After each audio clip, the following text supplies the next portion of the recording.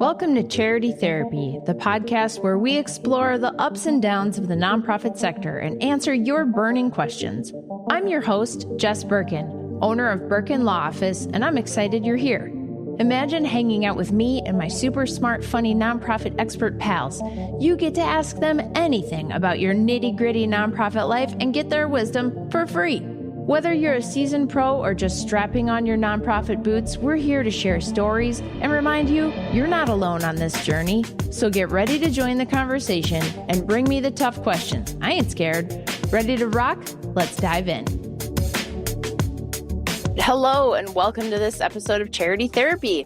Today I am joined by my friend Dalya Massachi. Dalya is the founder of Writing for Community Success and the author of Writing to Make a Difference, 25 Powerful Techniques to Boost Your Community Impact.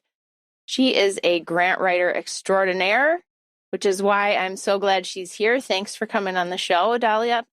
Oh, you're quite welcome, Jess. I'm excited to be here.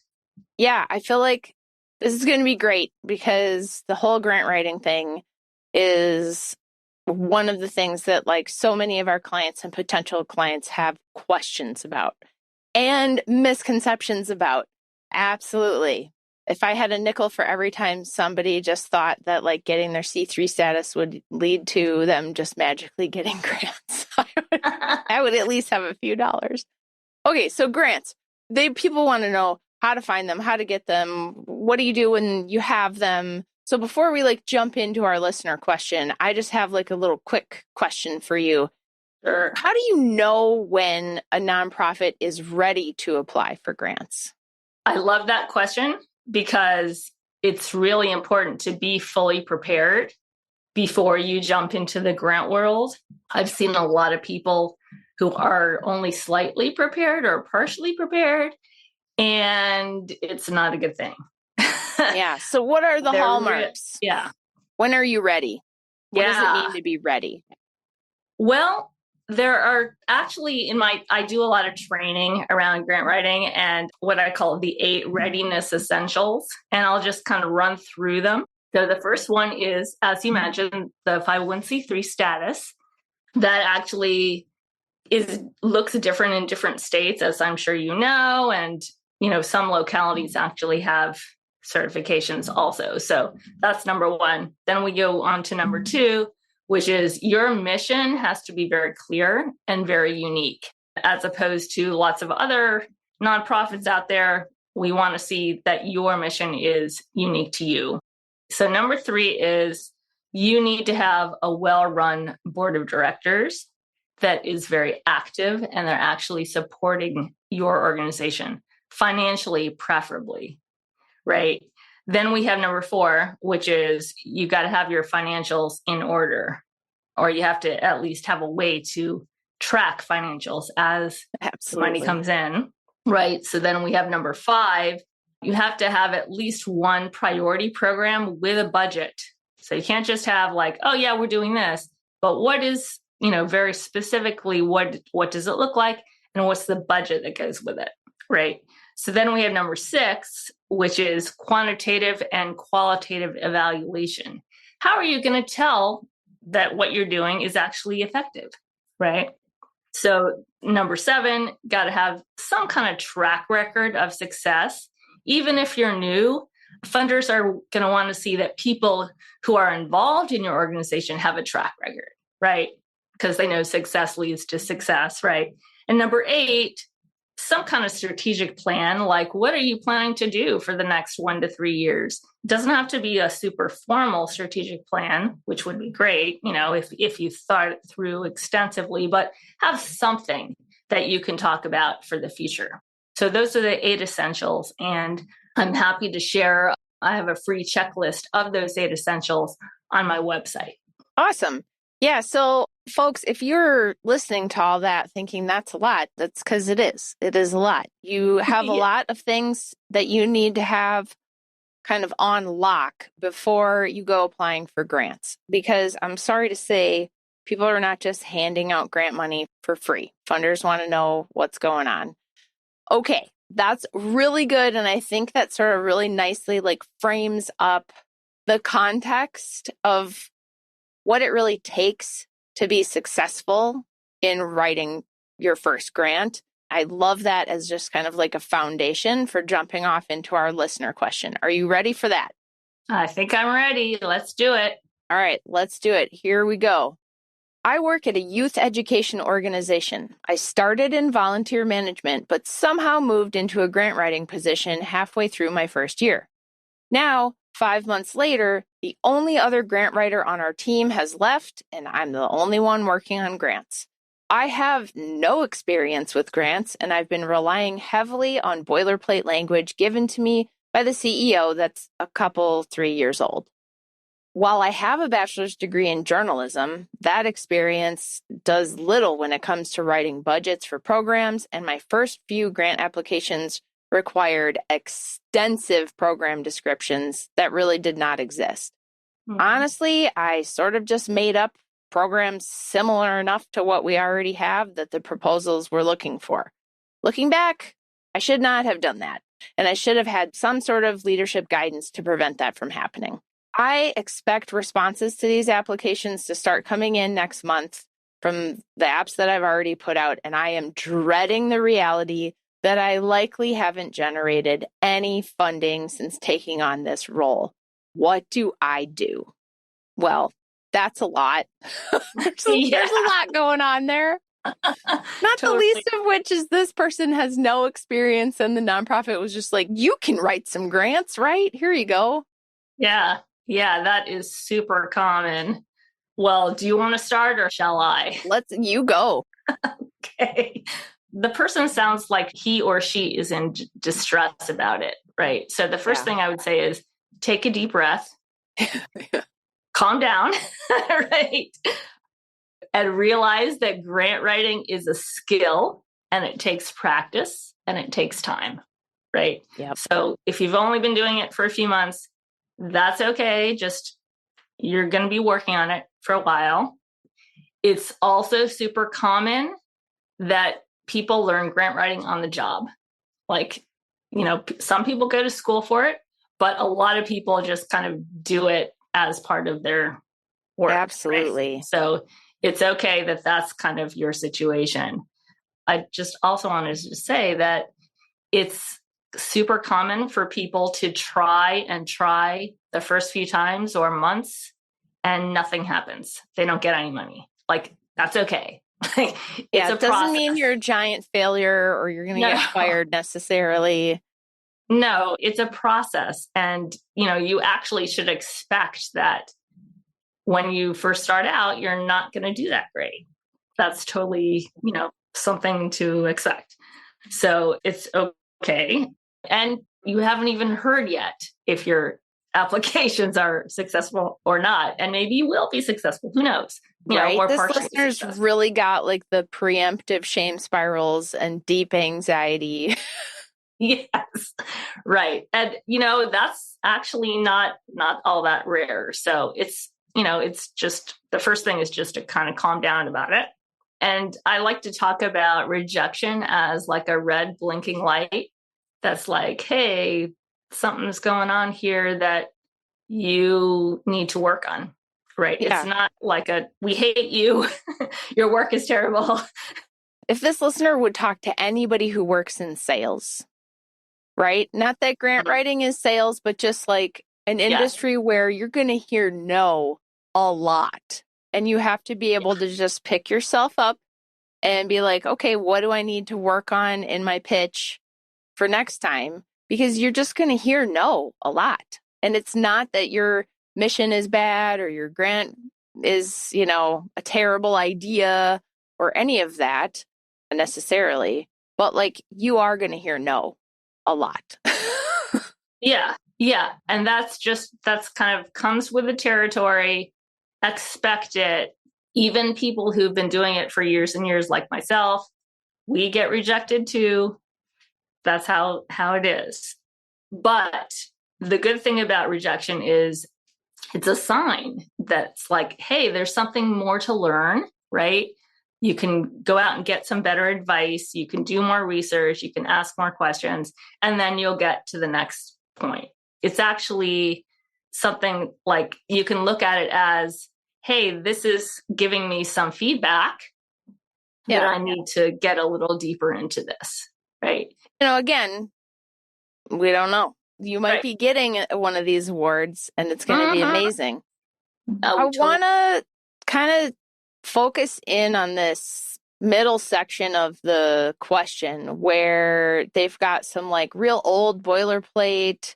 Oh yeah. And they're maybe making some stuff up that I feel like there's some typos in the question that made it hard to understand. But what it sounds like is they just sort of made up some of the details about the program.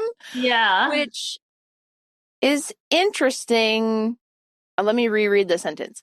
Okay. I sort of just made up programs similar enough to what we already have that the proposals were looking for.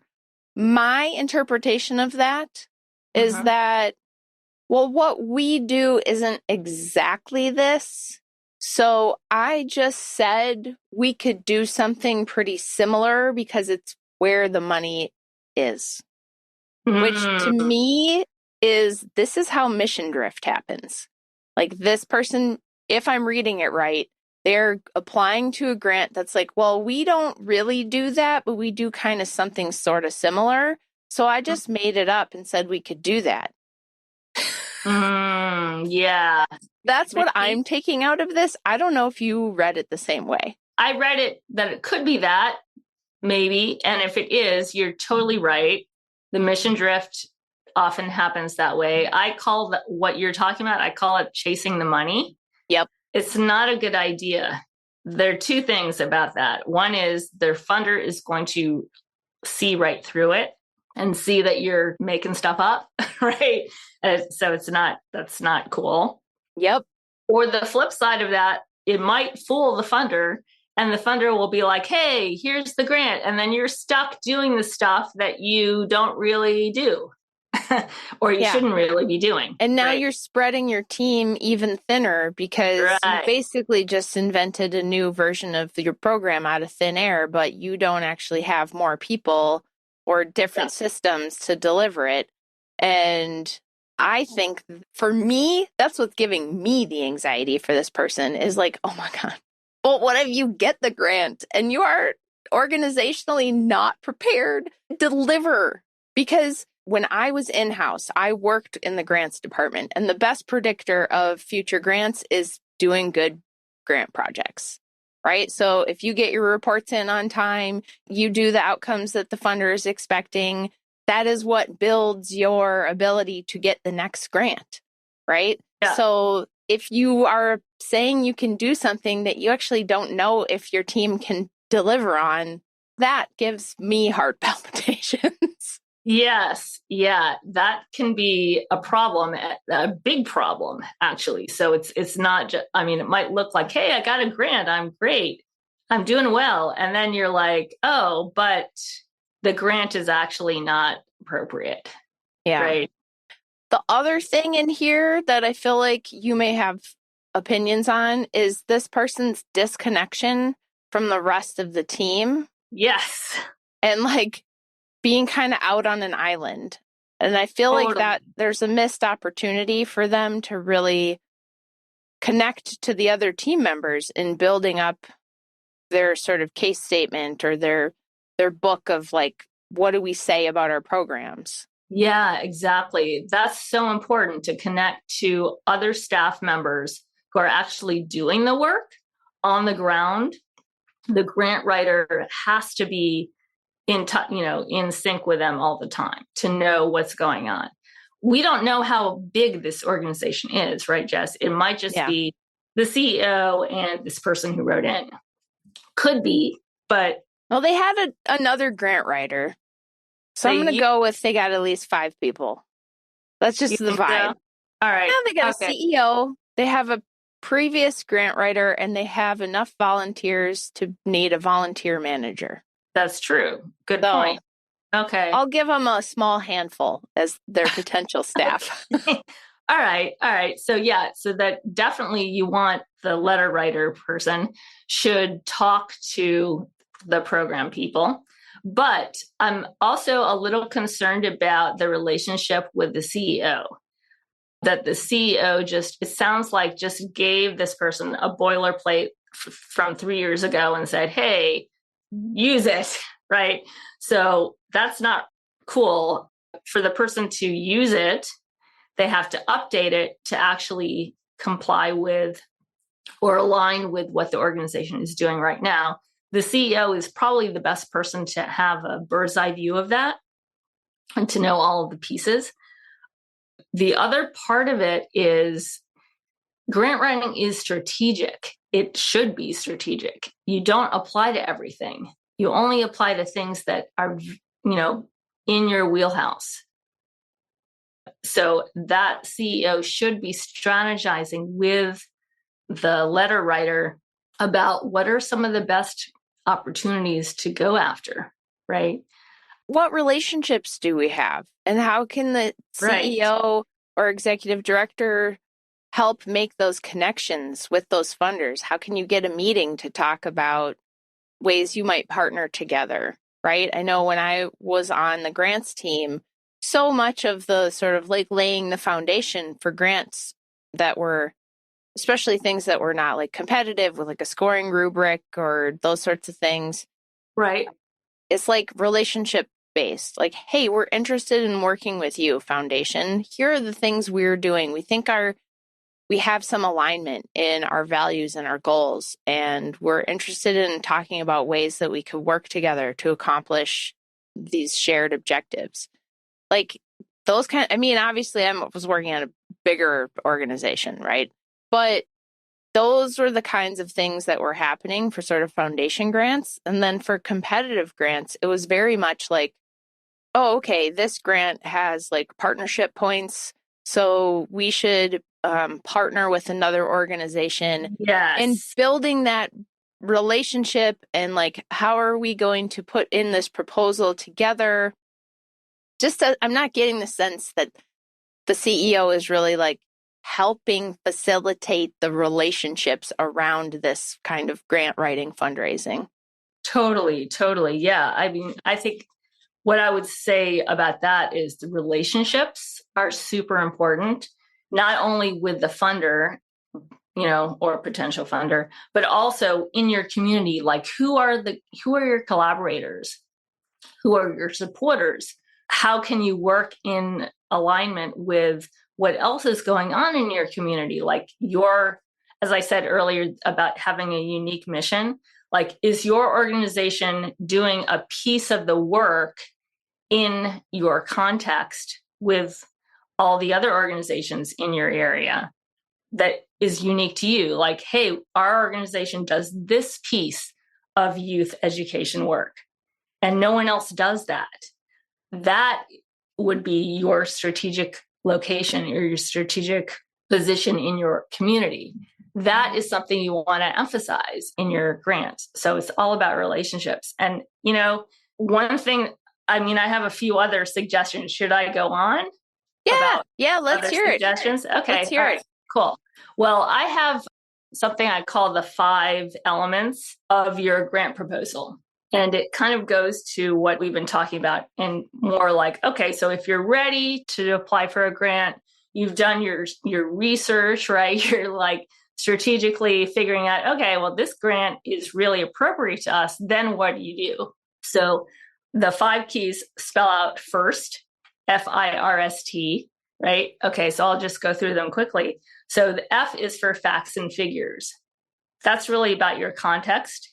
And most people in nonprofits are awesome at this part. they know, all the statistics. They've done their research on their community. They know the problem, basically. It's like the Shark Tank episode where they come in and they know like the size of their market and all of those things. Totally. Yeah. That's awesome. You got to know that, right? So that's the F.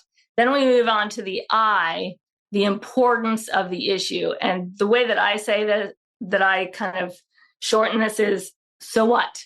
Who cares? Like, why should I care about this? Why should the funder care about it? Right.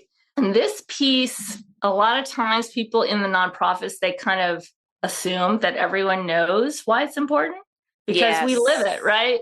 Yes. We live it 24/7. We know, of course, it's important, but not everyone else is in that position. Most people are not. Funders, they know pretty much they know a little bit about your issue, and they may be specialists in the issue actually, but they don't know it from your point of view, like how your organization is in it and why it's so important that you are doing what you're doing, right? So that I is often overlooked, but very important.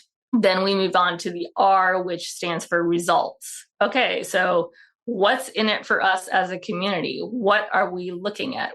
What are you expecting to happen as a result of the organization's work, right? Results are super important to funders, obviously. Absolutely. Right? Yeah. I mean, they're investing their money, they want results, right? Okay, so then we move on to the S, which is solution. What are you doing, right? How are you solving the problem? And the other piece of that often gets overlooked, why did you choose that solution? There's so many solutions out there. There's so many ways to potentially solve the problem, but why did you choose your specific piece that your organization does? So that's FIRS, and the T is track record, or T is also for testimonials.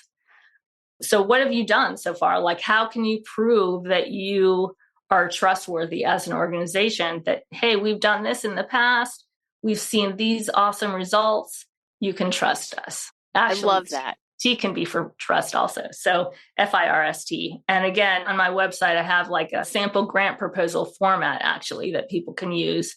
And I also have a little summary of what not to do in your grant proposal. Love that. So that's really, people have found that pretty helpful. Yeah, that's awesome. We will definitely put those links in the show notes. Thank you for sharing. Awesome. That's amazing. Awesome. Great. Well, this is like a huge topic. I obviously need to have you back. I mean, there's so many like rabbit holes we could go down on any of these. Yeah. And like my brain is just filling up with so many like examples of things that I can remember. So you're going to have to come back. Absolutely. No I think problem. For today, I have a boatload of takeaways. This was just a total value bomb. So here's what I've got. First of all, you probably aren't ready to apply for grants unless you have mastered that 8-point checklist, which we'll put in the link in the show notes. You really have to be established, at least on paper, and showing that you are doing something. You're not just going to get grants the second you incorporate, right? Then really work with your team. Do not write grants in a vacuum. You need to work with your team to build that case statement and keep it current, keep it alive, and keep it like relevant to what we're actually doing. And then remember that relationships are the base of everything. We are human beings. Human beings function on relationships. Start building relationships with funders, with other nonprofits in your space, so that you can start developing potential projects or partnerships and not just like coming out of nowhere with a proposal that nobody's ever heard of you. And then I love the first acronym. That is awesome. Know your facts cold. Why is the work important for you? Explain the results you expect to generate. How is your work the best solution to the problem? And show your track record, testimonials, and build trust. That is just like, you could basically take that and be like, as long as your proposal is doing these things, you're at least in the ballpark. So you have just provided like so much value. This is massive. I love it. Thank you so much for being here. If people want to connect with you, if people want to find these resources on your website, where can they go? Sure. It's pretty simple. It's writingtomakeadifference.com/grant. Okay, fabulous. And actually, Jess, can I make a little plug? Sure. Just quickly. This is kind of related to my work. I've been working with social and environmental issues for about 25 years in the nonprofit sector. And just a few years ago, I decided to focus on the climate crisis. And I've become a podcaster also. So I just want to do a little plug for my podcast. It's called Everyday Climate Champions. And Awesome. It's actually a community-run project. I lead it, but we have a whole team working on it. That's great. So again, Everyday Climate Champions on any podcast platform. Excellent. Folks, if you enjoyed this episode, do me a huge favor, share it with a friend. Go subscribe to Dalya's podcast as well. And, leave us a 5-star. If you like our podcasts, it really helps people out. If you can leave a rating, that helps everybody find the shows. So if you have a question or a story to share for this podcast, I'd love to hear from you. Send me a note online at charitytherapy.show. Thanks for listening.